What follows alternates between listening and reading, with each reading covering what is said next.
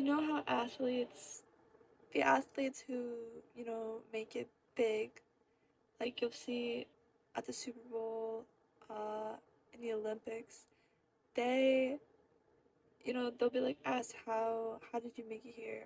And they'll just say, I believed in myself. You just gotta believe in yourself. And I've noticed all of them say that. When athletes have to do a specific move, like figure skaters having to, make a certain jump or move on ice, and they will say that they envisioned it in their head before they actually did it.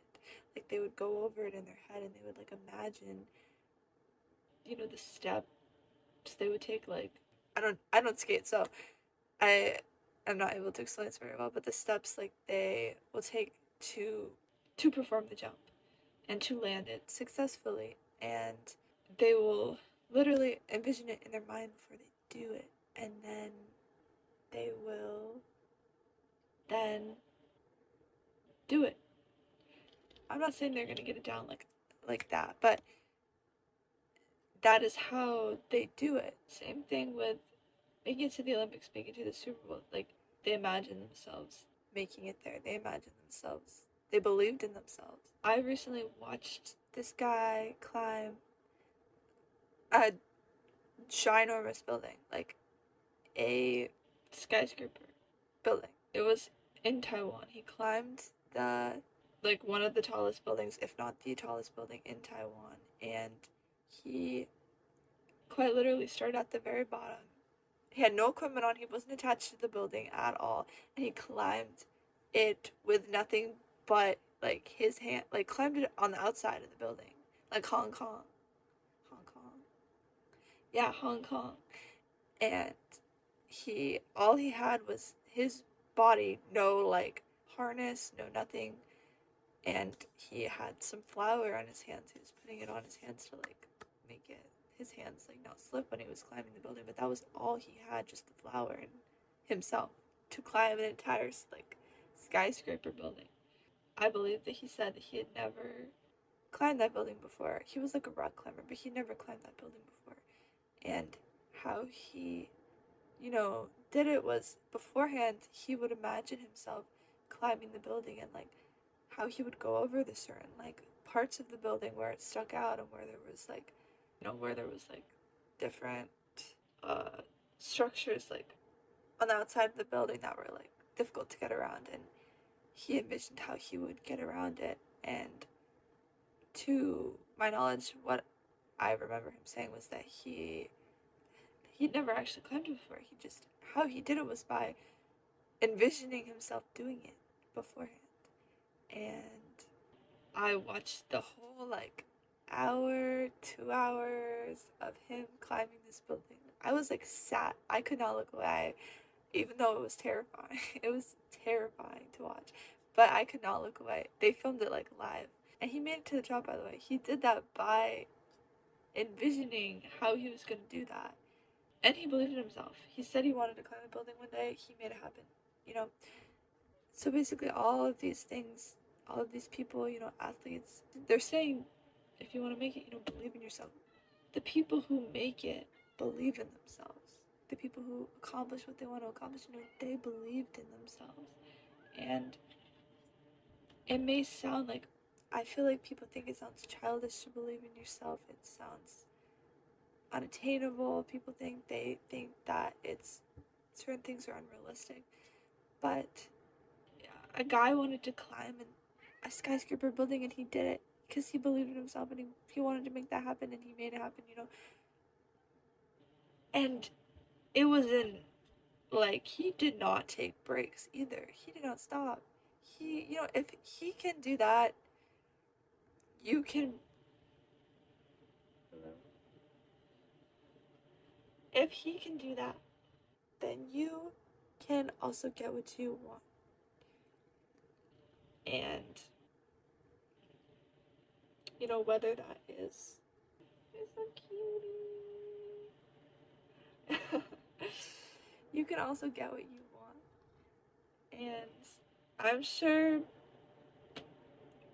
it will seem if you put it into perspective. Not that not that unrealistic compared to climbing a building like Hong Kong. Uh, I didn't think it could be done. Manifestation, and specifically the law of assumption. You know how football players. I've been using a lot of sport references for somebody who does not watch sports, except for like the Super Bowl. But you know how they have like lucky socks or like something that be like, oh, I didn't wear my lucky socks today and I messed up, and that is like obviously the socks themselves are not lucky. It's the law of assumption. You're assuming that this item is lucky and it's what is making you win, but really it's that assumption that's making you win, and that assumption that is creating like a sense of luck. It's giving you confidence, it's assuring you. It's an assumption that they're lucky, and that is what is making you win. That is purely assumption based. But the assumption is so powerful that it literally will, dictate the outcome of winning or losing. And what is that? Manifestation. What is that? The law of assumption. Yeah. Believe in yourself. And I re-listen to music of old Disney movies sometimes. I don't know, it's nostalgic, and some of them are bangers, okay? But I was like kind of noticing a theme with in a lot of the Disney songs, they were saying a lot of them are about believing in yourself, and I don't know, I guess you do notice it, but I never really thought that much about it, I guess. But it's just interesting. Like it feels manifestation-y to me. And same thing with what I was saying about the sports and like the envisioning landing a jump on ice or climbing a building, envisioning those things beforehand. Is that not a form of manifestation? Envisioning what you want beforehand and then it becoming your reality? Like, is that not literally what manifestation is? And anyway, in the specific song that I'm thinking of, it's in Cinderella. A dream is a wish your heart makes. The lyric is, no matter how your heart is grieving, if you keep on believing, the dream that you wish will come true. So, okay, I know it's a children's movie, okay, but like that is in a lot of children's like media, like shows and movies. They're all like, believe in yourself, believe in yourself, believe in yourself, and like it sounds childish. And like I was just saying, like people grow up, they're like, oh, that was just a childish dream of mine. That was just unrealistic. That was unattainable. But why are we telling all these children to believe in themselves in the media that they are consuming? It feels deeper to me. I want to say I could be reading too much into it, but I don't want to say that. So it's not childish to have big dreams. It's not childish to dream big. It's not, people, I feel like they lose their childhood dreams, and a lot of times just to pursue something that is sounds more stable or practical, and they give up their dreams. But I feel like when people do that, they become bitter, or they become regretful of the what if. What if I had made it? What if I had tried to pursue my dreams? I think a lot of times people end up unhappy in the career field that they chose because they chose it out of, practicality. And several quotes come to mind. No amount of security is worth the suffering of a mediocre life changed to a routine that has killed your dreams. Also, there is not always security in, picking the choice that you think seems the most secure. I, you know, I heard this story, I think, of a comedian or something, and he was saying how his dad, he gave up on his dream of becoming a comedian because he wanted security, and then he ended up getting a job that he thought would be secure, and then they ended up firing him. Anyways, and so he could have just, tried out his dream, but you don't know what's gonna happen. He thought he was choosing the secure option, but then I think his son went on to be a comedian after.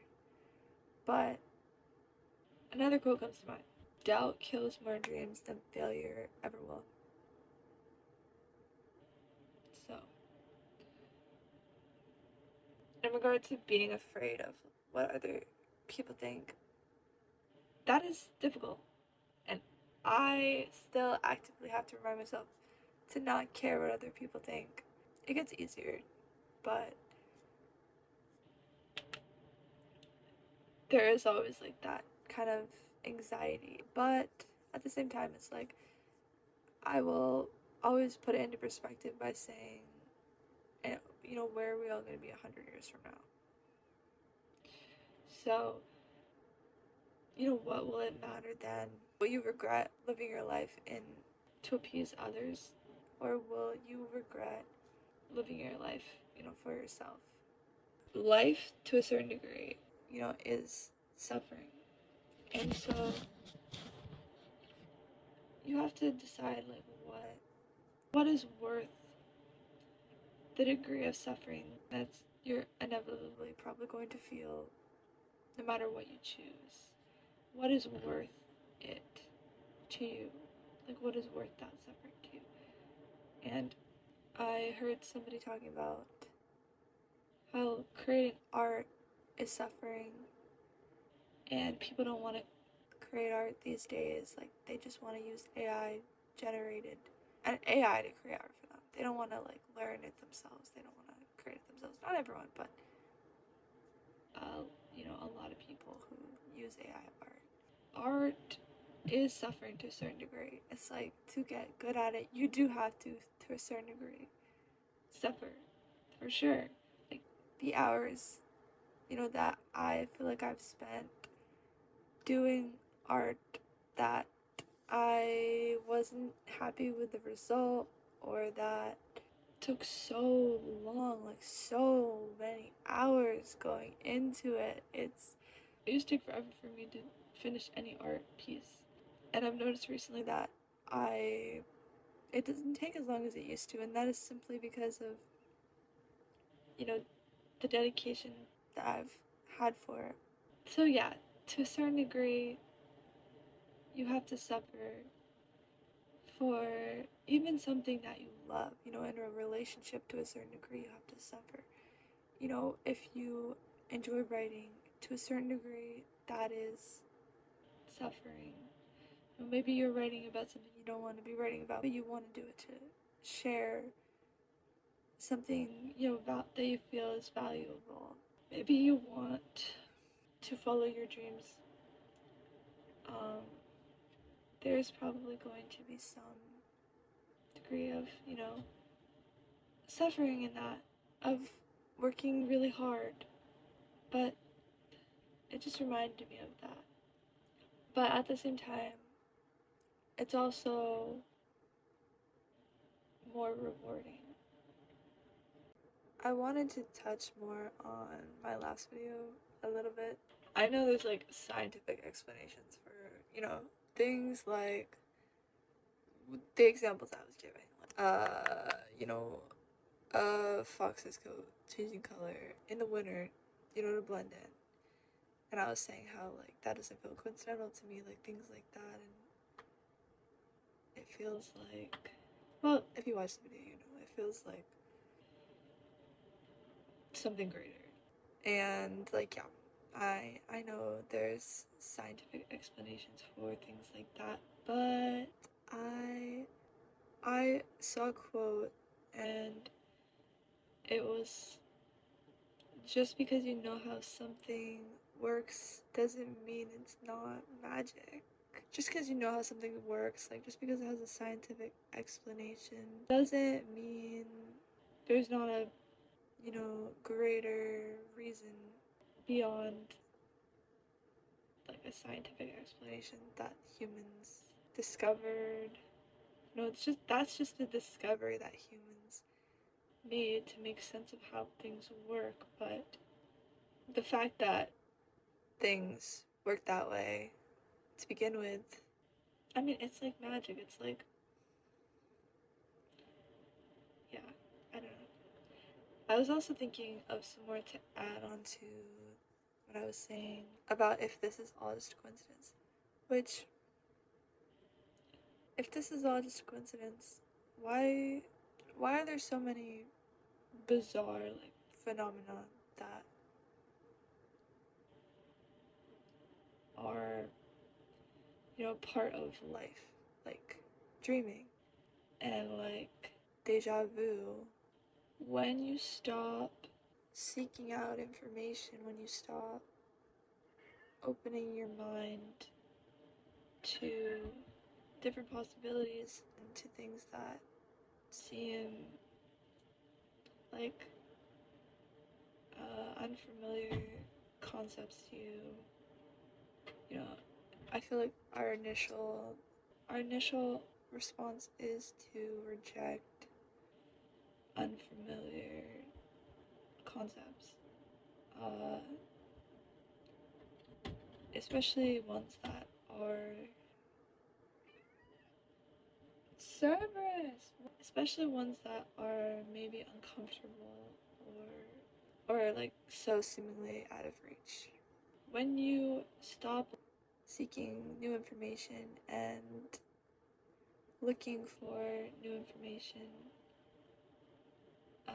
you stop learning and like hearing other people out for what they have to say.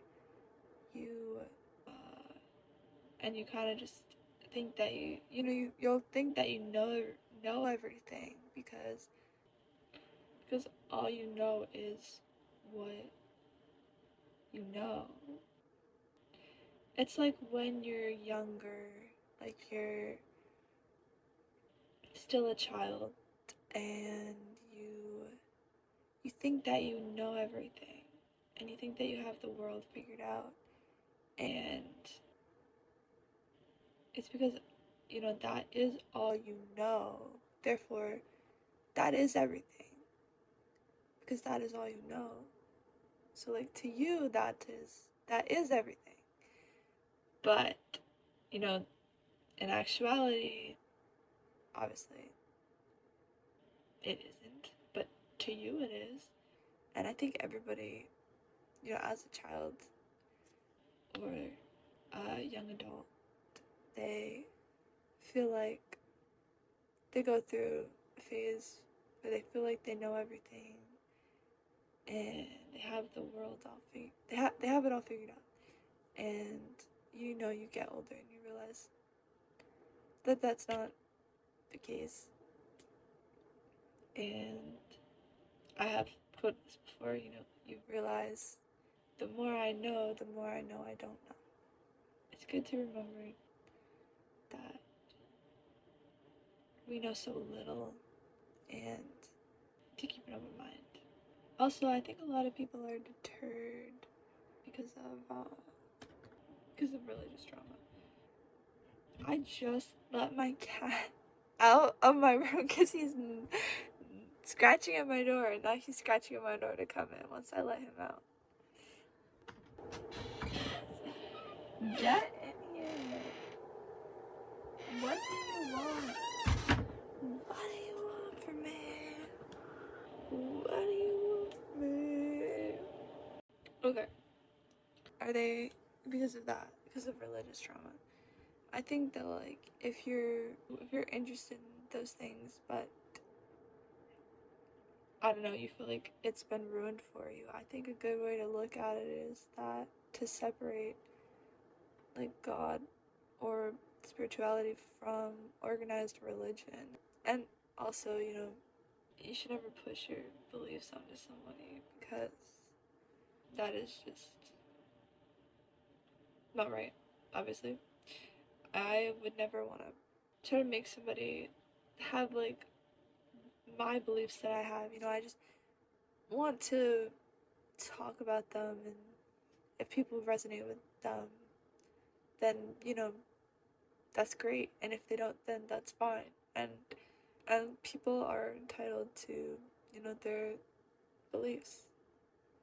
I feel very moved by people who feel very devoted to like their religion and like their love for like God or spirituality, or to multiple gods, like depending on the religion. Like I don't know, I find it very moving when people, have good intentions with it all. I find it very moving personally.